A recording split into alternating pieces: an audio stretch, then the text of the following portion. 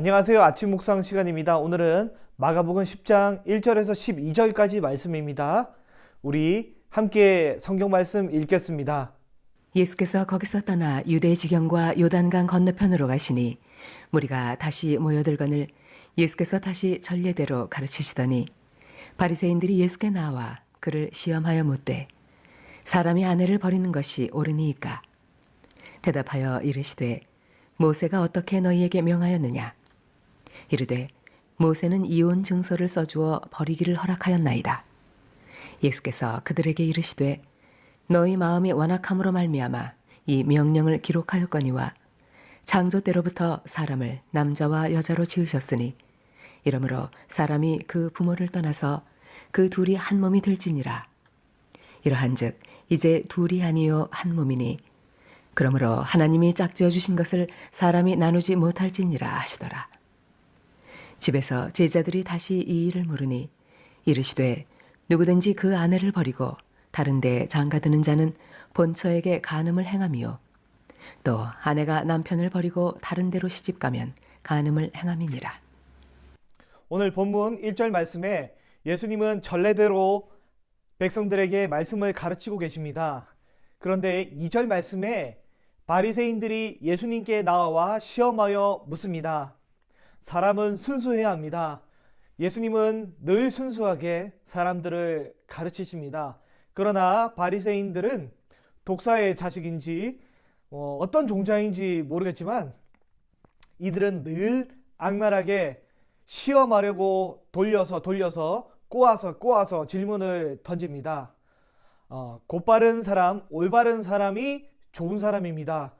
돌려서 베베 꼬는 사람은 안 좋은 사람입니다.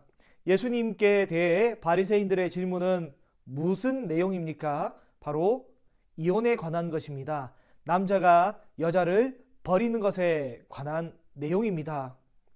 여자가 남자를 버리는 일이 그 당시에는 흔하지 않았기 때문에 남자가 여자를 버리는 일에 대해서 이야기를 하고 있습니다. 예수님께 바리새인들이 질문하는 내용, 그 내용이 무엇입니까? 사람이 아내를 버리는 것이 옳으니까. 사람이 개나 고양이를 버리는 것도 옳은지 그른지 물어봐도 말 같지도 않은 질문인데 사람이 아내를 버리는 것이 옳은지 물어보고 있습니다. 이 시대가 이렇게 악랄한 시대였습니다. 시대에 기본적인 문화와 정서가 있습니다. 예수님 시절에만 해도 이렇게 아내를 버리는 것이 아주 흔한 일이었고 심지어 마태복음을 보면 예수님의 제자조차도 아내를 버릴 수 없다는 예수님의 말씀에 차라리 결혼 안 하는 게 좋겠습니다 라고 이야기할 정도로 그 당시의 정서와 문화가 상당히 악랄했습니다. 대한민국 사회도 어떻습니까? 20년 전만 해도 혼전 동거에 대해서 부끄러운 행위로 여겼습니다. 이제는 어떻습니까? 배가 불러서 결혼하는 것에 대해서 심지어 믿는 사람조차도 임신한 아이가 혼수품이라는 말도 안 되는 이야기를 부끄럽지도 않게 이야기를 하고 있습니다. 이 시대도 이렇게 악한 시대가 되고 말았습니다. 혼란스럽고 복잡한 시대가 악한 시대입니다. 순백의 흰색을 선으로 여기고 어두운 검은 것을 악으로 여겨야 하는데 온통 회색 빛깔입니다. 그렇기 때문에 누리끼리한데 이것은 누르스름한데 온 세상이 다 어두우니 그냥 이것도 흰색으로 쳐주자 라고 이런 악랄한 세대 속에서 우리가 삶을 살고 있는 것입니다. 이럴 때 어떻게 해야 됩니까? 우리는 믿음의 사람은 예수님처럼 행동해야 합니다. 3절입니다. 예수님 뭐라고 하십니까? 모세가 어떻게 너희에게 명령하였느냐? 다시 말해 성경에는 뭐라고 기록되어 있느냐? 성경의 원칙이 무엇이냐? 예수님 묻고 계십니다. 믿음의 사람은 세상의 원칙이 아닌 성경의 원리와 원칙의 기준으로 삶을 살아가는 사람들입니다. 바리새인들이 뭐라고 대답합니까? 4절에 모세는 이혼 증서를 써주어서 버리기를 허락하였나이다. 바리새인들은 성경의 문자 그대로를 문자의 일부를 아주 비겁하게 발췌해서 문맥은 다 무시하고 문자의 기록을 이용하는 악랄한 행동을 합니다. 성경만 연구하는 이 사람들이 원뜻을 모를까요? 성경만 이 묵상하던 외우고 있던 그 사람들이 본래 의도를 모를까요? 그러나 이들은 비겁하고 악랄하게 이것을 이용합니다. 하나님의 백성은 성경의 의도를 따라 성경에 순종하지만 독사의 자식들은 자신의 의도에 따라 성경을 이용합니다. 하나님의 백성은 성경의 의도를 따라 성경에 순종하지만 독사의 자식들은 자신의 의도를 따라 성경을 이용합니다.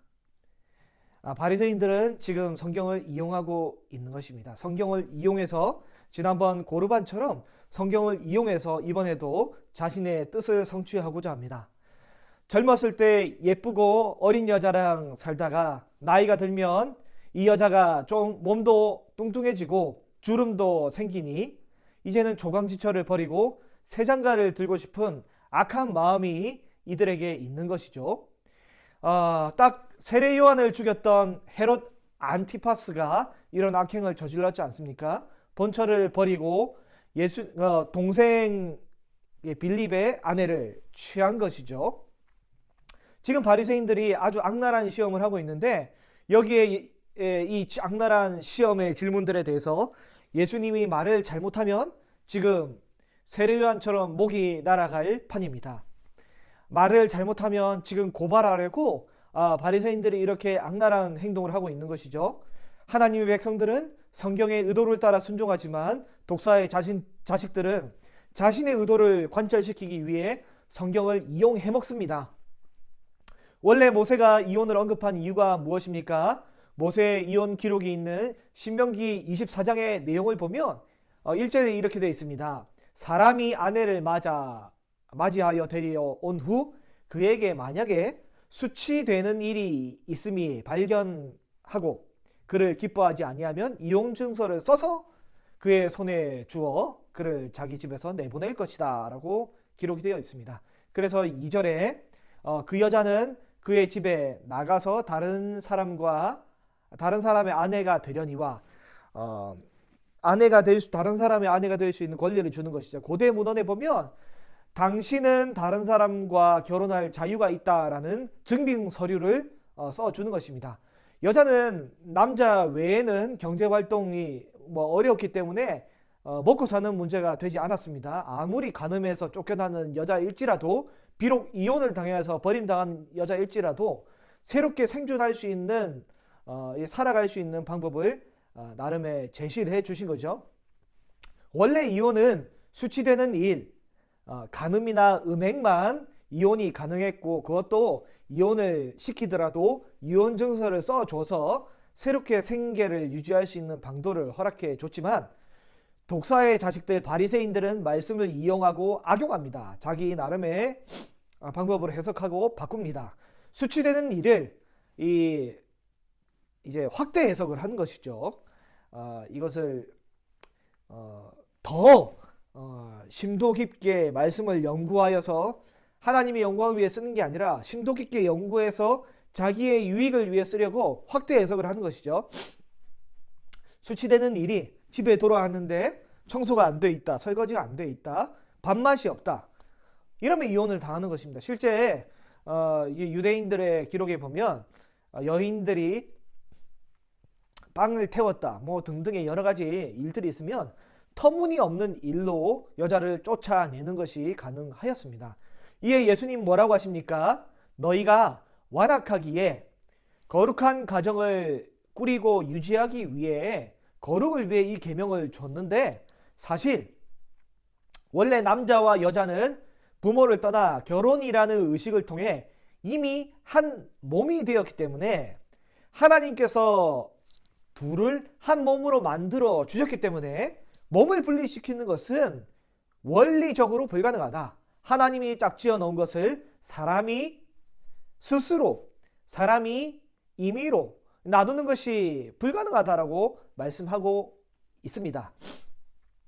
요즘은 참 이상한 시대가 되었습니다. 개나 고양이를 버려도 욕을 먹는데 서슴지 않고 남편과 아내를 버리는 일에 대해서 욕을 먹지 않는 안타까움을 보게 됩니다. 이혼이 굉장히 민감한 문제이기 때문에 제가 감히 이 영상이랍시고 이혼에 대해서 아주 잔인한 칼 같은 기준으로 이 1도 양단하듯이 이렇게 언급할 수는 없지 않겠습니까? 음행, 심각한 폭력, 정신적인 문제, 말할 수 없는 이 복잡 미묘한 문제로 인해 피치 못하게 이혼을 하시는 분들의 말할 수 없는 어려운 사정이 있는 것을 모르는 것이 아닙니다. 그러나 믿음의 사람은 이 모든 것을 성경의 원리로 이겨내시고 결정하시기를 바랍니다. 결혼을 해도 성경의 원리로, 이혼을 해도 성경의 원리로, 직장을 가도 성경의 원리로, 모든 것을 성경의 원리로 하시는 저와 여러분이 되시기를 바랍니다. 믿음의 사람은 성경 말씀에 순종하는 사람이고, 독사의 자식은 성경 말씀에 순종하는 것이 아니라 성경을 내 마음대로, 내 의도대로 이용하는 사람입니다.